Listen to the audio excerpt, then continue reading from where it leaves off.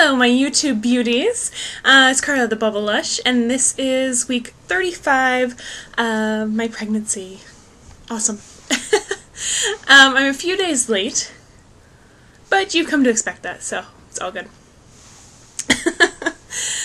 So let me tell you about my week, and we'll start off completely un-baby related. The day that I turned 35 weeks, I got a great email from YouTube letting me know that I made partner, which is really, really exciting. I've been making YouTube videos since, I think, January, February of 2009, and it's been really, really great. It's been really great. And so yeah, I finally made partner, and I think my favorite thing about it so far is that my videos can be longer than 10 minutes, as you've seen, and I always have an awful, awful thumbnail. My thumbnail is always horrendous, and now I can do a custom thumbnail, so I'm really looking forward to that. I know some people look at becoming a partner as I guess the money side of it. And to me, until you get as many views as, you know, Shay Carl or everyone that watches your videos clicking on the little ad bar at the bottom, you're not really making that much money. So any money I do make from YouTube is just going to go into buying things for Hannah. So thanks. Thanks. But anyways, I wanted to let you know that I made partner, and I'm very, very excited about it. And thank you, because it's thanks to you guys. So yeah, awesome. So that was a great way to start week 35. Whew. She's moving a lot. A lot. So then on Tuesday, Chris and I had our newborn care class at the hospital, and the newborn care class was really for Chris. He was really looking forward to that. It was going over changing diapers and soothing babies and what to expect them to look like at the beginning and like all their craziness. And what was another one? Did I say like sponge bath and diaper changing? Anyways, so it was for Chris, and he was really excited about it. So we get there a little early. He comes from home and I come from work. We meet up at the hospital, and we're getting there a little early, and he's checking out our online banking, and he does this all the time. He always checks our online accounts, and it like drives me nuts, but it's just his thing. And so he goes, "So what did you buy?" If like the first thing he saw, like the first thing out of his mouth when I walked in was, "What did you buy?" And I was like, "What?" And he's like, "Well, looks like you found something cool. What did you buy?" And I go, "I didn't buy anything today." And he goes, "You didn't buy anything from Overstock.com?" And I was like, "No." He's like, "You didn't buy anything for like $219 from Overstock.com?" I go, "No." I mean, I would have talked to you if I was going to spend $200. And he was like, "Oh, I just figured you found something really neat." And I was like, "No." So I was like, "What class is about to start? Like, we can just figure it out tomorrow." And so the next day, Wednesday, I called Chris on my break, on his break, sometime, whatever. And I was like, "Hey, now that you're home, don't forget to get online and like check out that Overstock.com charge. That's weird." And I was like, it sounds like it's a fraudulent charge, so check it out. And he was like, "Oh yeah, I forgot about that." So he checks it out, and there's like 5 other charges, and now it totals almost $1,000. So he calls me back, and he tells me that, and he's like, "Just so you know, I canceled our debit cards," and yeah. I was like, oh man. So this has happened to me multiple times. This is the first time my debit card information has been stolen, but people have tried to buy cars, computers, open credit cards. That was a pain, and a completely different incident. Someone hacked into my PayPal account, eBay account, and bought a bunch of points for some online game like $3,000 worth of points while I was in college. $3,000 is a lot of money, but to a college student, it's a lot of money. So, just, you know, if you're thinking of stealing my identity, thinking that it's easy, I have just about every identity theft protection plan, but I didn't have one on my debit card, but now I do. So, yeah, it's not going to happen again. And the last person that did it, I pressed charges on, so, and I know who did it this time. One of the companies gave us the shipping information. So Maureen Maurer of Jackson, Ohio, I guess likes to steal debit card information, so good for her, but it didn't work this time. Anyway, so that was a really fun week, and then fun day, Wednesday, and then Thursday morning I woke up. I was woken up to a phone call at 4:45 in the morning, and it was Chris letting me know that on his way to work that morning, someone had ran a stop sign and hit him and totaled his car. He drives a little Mazda 3, and the person that hit him was driving a Tahoe. So, his car was absolutely totaled. I'm just thankful that he was okay. His airbag went off, and he was pretty shaken up, but he's fine, and that's all that matters. So that was kind of stressful, dealing with all of that. So yesterday, Saturday, we spent all day car shopping for the second time in 8 months. I can't believe that we bookended this pregnancy. I think it was Pesky PCOS. I think it was Mary that pointed out that we started the pregnancy and are now ending the pregnancy with totaled car accidents. So I'm just glad that we weren't at fault in either case. So insurance was very good to us. And now we have even nicer cars than we did before. So anyways, it has been a very kind of hectic week. I'm not really that stressed out about it because that's why you have insurance, and that's why, you know, you go through good banks. You know, it's their job to protect you like that. So it's just kind of been one thing after another. But whatever.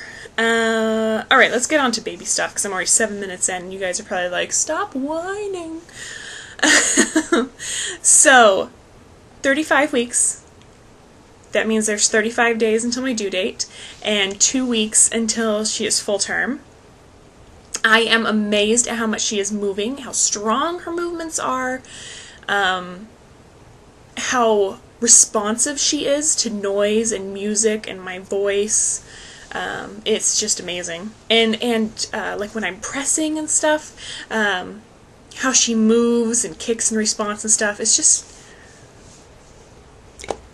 it seems like she is ready to come out. Like, she's smart, I guess. I don't know. I feel like her movements are controlled, I guess is what I'm trying to say. So, she has been just constantly on the go, which is great because I think you hear too many horror stories about, you know, stillbirths and horrible things that go wrong, like when you're really late into the pregnancy, and when you're this far along, it's so easy to just be like, you know, she's almost here, and you almost take it for granted that nothing can go bad at this point. So when she's kicking all the time, it just eases your fears a little bit more. But I think she's gonna be fine. Hopefully she is. So, pubic pain has been probably about at least 7 on a scale of 1 to 10, 10 being bed rest. Some days are worse, some days are better. I had 2 chiropractor appointments this week. I had one on Monday and one on Friday. The adjustment itself, you know, is really kind of painful. It is pretty intense. There is a lot of pressure and pushing, and you know, it's already sore, and then, you know, you don't, it's kind of scary when someone's pushing that hard on your pelvis. You're like, don't break me. But afterwards, it really does feel, God, amazing. It feels so much better afterwards. And you can really tell that, you know, she got it back in alignment, and I'm able to walk and squat without any problems. So I love the adjustments, and I'm going back on Monday, tomorrow, at 4:45, and I can't wait, because even though it hurts in the moment, and I almost cuss. I think I took the Lord's name in vain multiple times on Friday because it really hurt. But it only hurt for, 2 minutes or so, and then it was done, and then the pain was gone. It just felt amazing. So it's worth it. I'm very, very happy with the chiropractic care that I'm getting, and I think that's the way to go, to continue, multiple visits each week, to really keep the pelvic pain in check, because I'm just afraid that I'm going to be in so much pain that it's going to really restrict me changing positions and stuff when I'm in labor, and then I'm going to have to rely more on pain medicine. So that's kind of my fear in the back of my mind. Also, starting at 37 weeks, I'm going to be beginning acupuncture again. That's shown to help prevent labor from going, how do I say this? I don't really necessarily want to go past 40 weeks, because if I go past 40 weeks, it's just giving her more time to get bigger, and the bigger she is, the more painful it's going to be to deliver her, and the more likely I'm going to need pain medicine. So, starting at 37 weeks, my midwife and my chiropractor slash acupuncturist agree that acupuncture would be a really great thing to do. So that is on the books. Oh, I have a video that I made all about my midwife appointment because it's kind of long.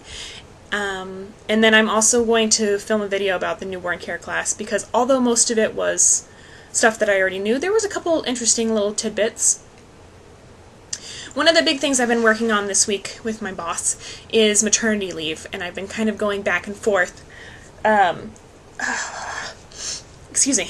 I have FMLA leave, which gives me 12 weeks of unpaid leave, but it's protected, so I can take 12 weeks off, and I'm not worried. They can't fire me, right? Okay. And I have accrued 6 weeks of paid leave.